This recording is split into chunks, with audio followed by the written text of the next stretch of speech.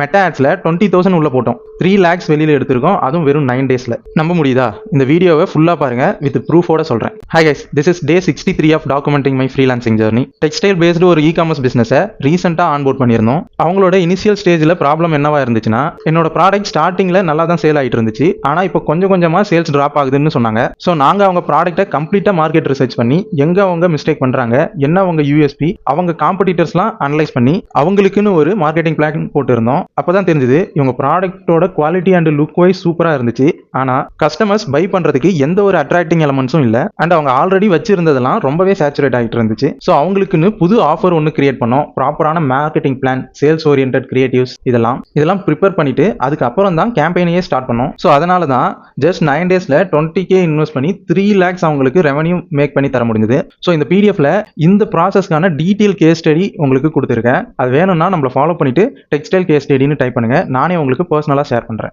Thank you.